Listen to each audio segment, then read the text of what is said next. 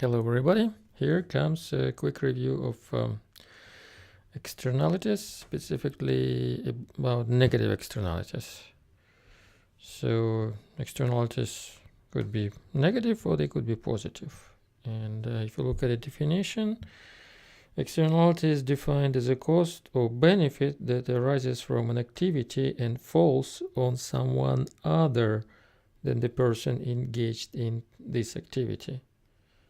So this definition applies both to positive and negative externality.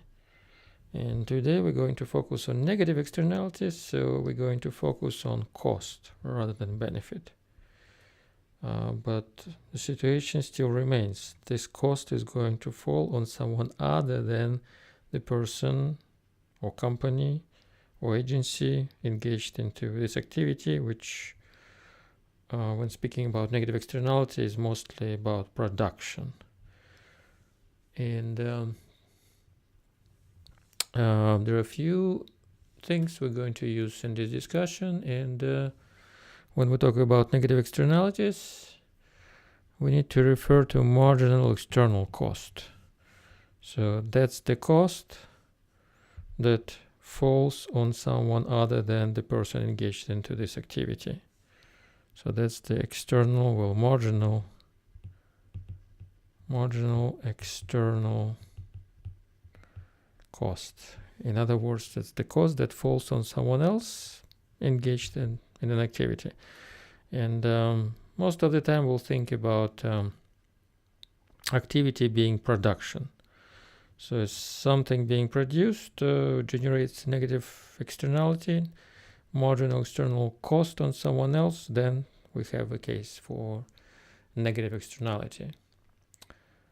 And the thing is that, to take this external cost into account, we have to add it on top of the cost of actually producing whatever is being produced. So that brings us to marginal social cost, which is just the sum of marginal private cost, marginal cost, which we saw earlier, plus marginal external cost, which we just defined. So MSC is, again, marginal social cost.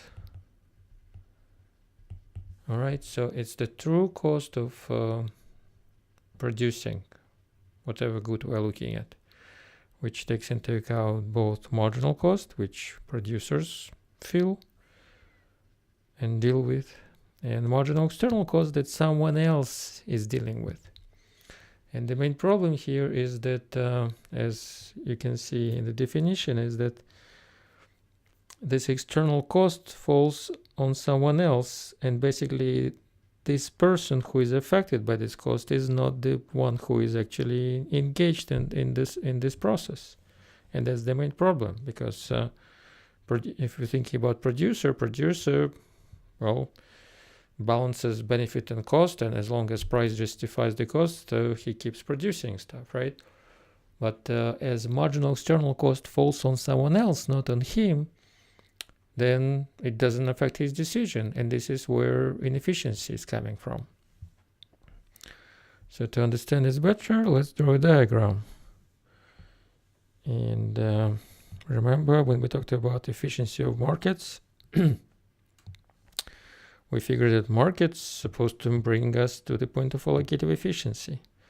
How do we know that? Well, we know that supply represents marginal cost or marginal private cost. Demand represents marginal benefit.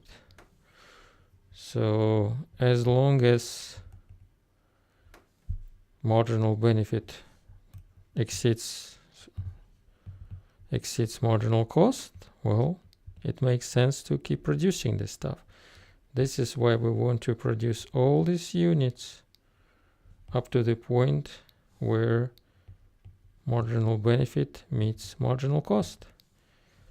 And the meaning of this point is that, which is the point of allocative efficiency, is that, again, when we are at this point, it means we're producing all units for which MB exceeds MC.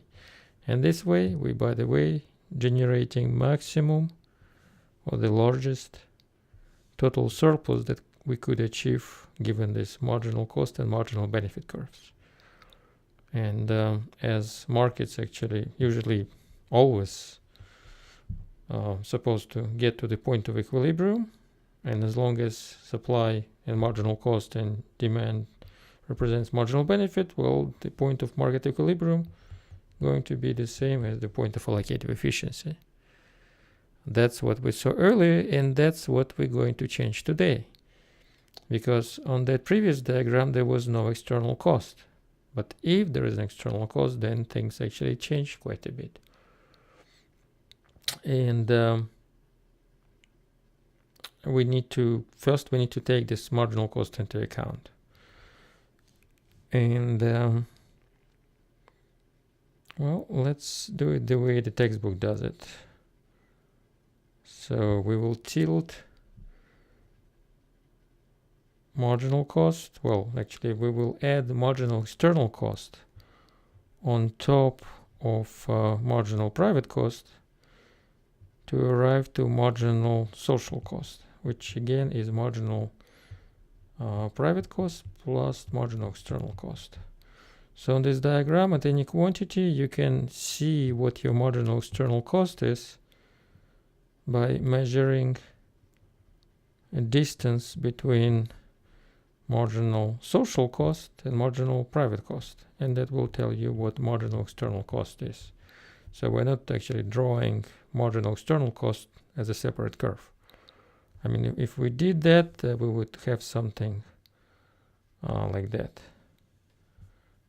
So in fact, that the way I'm doing it now is different from what I did in class. In class, I did a simplified story where marginal external cost was always the same number.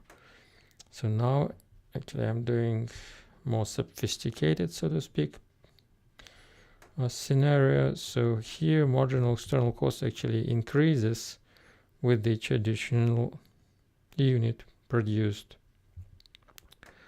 by producers. So marginal external cost at this Q actually is larger than, for example, marginal external cost at this level of output, at this Q. So if this is Q1, this is Q2, then clearly MEC1 is smaller than MEC2. But as long as you have this diagram, again, you can always figure out your marginal external cost just by looking at the difference between your marginal social cost, which is this curve,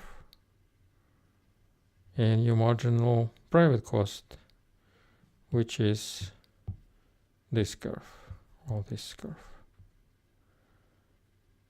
Right, and yeah, this MC, which I already had here, is here. So it's the same curve. All right, so what's the problem now? The problem is that keeping in mind that overall cost is actually marginal social cost, we can notice that to achieve the point of allocative efficiency, we don't want to go all the way to this Q. So let's actually call it QAE1. So the point of allocative efficiency 1 was the point which worked when there was no external cost. If we take into account external cost or just realize it's there, then the point of allocative efficiency will not be anymore where it was before. Because given the larger cost, we don't want to produce as much of the stuff. How much do we want to produce now? Well, it's quite easy to see. We just need to use this curve, the green curve, which is MSC, to see where it intersects marginal benefit curve. And that would be the true point of allocative efficiency, again, given that there is not just private cost, but also external cost. So together they add up to be marginal social cost. And very important thing here is that market equilibrium still stays here, but the point of allocative efficiency is not here anymore. And the point of market equilibrium stays where it was because, again, producers are completely oblivious about this external cost. So the presence of this external cost doesn't affect their decisions. So they still keep supplying stuff based on their private cost and, well, the market price. But as there is in fact external cost which actually affects some people for real, the point of allocative efficiency is now smaller because effectively producing this stuff is actually more expensive, it's costlier than it seems to producers. And so here is the true point of allocative efficiency, given that we have this marginal external cost out there. So what can we notice in this situation when there is a marginal external cost? Well, we can notice that not only that the point of allocative efficiency is now smaller, matches smaller quantity, but also the total surplus that can be captured in this situation is smaller as well.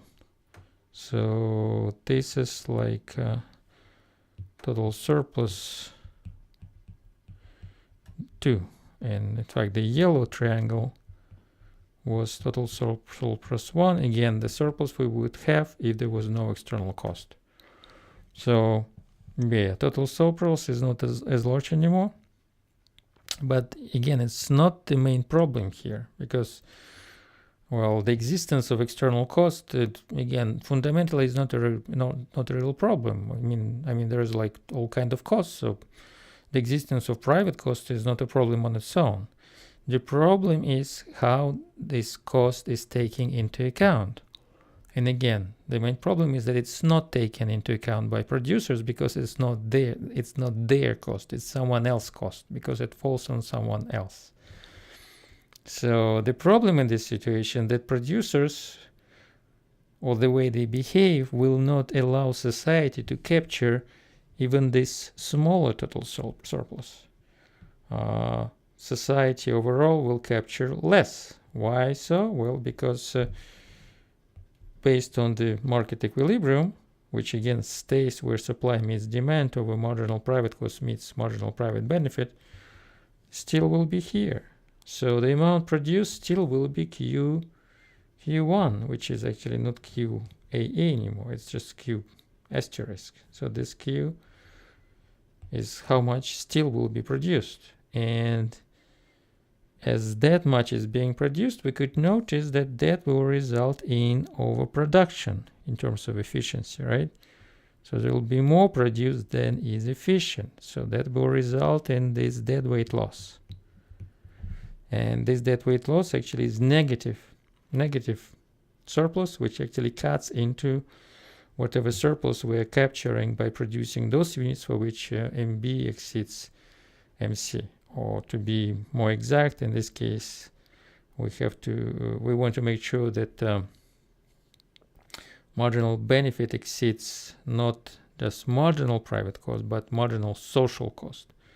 So if there is marginal external cost present, then we want to make sure that we're producing only those units for which marginal benefit exceeds marginal social cost, not just marginal private cost.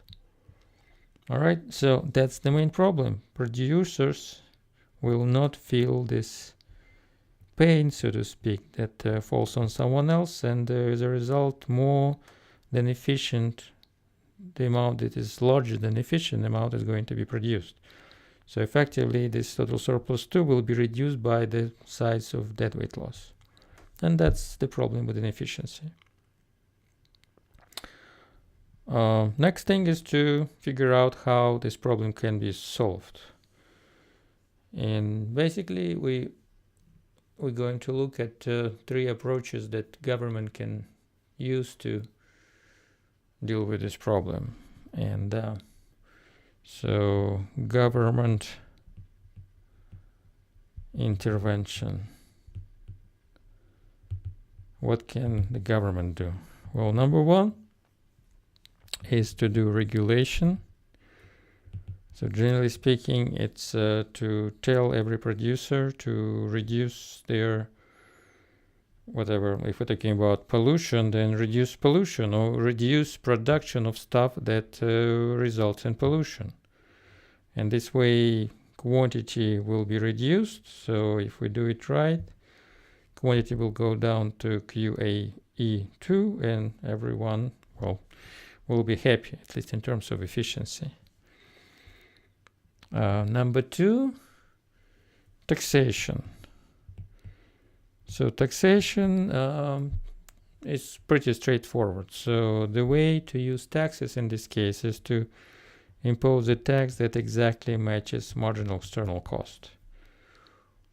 As simple as that. So as we know from our previous discussion, taxation discourages production if you tax producers. So that will actually shift supply curve, or tilt it in this case, to actually the line that matches marginal social cost.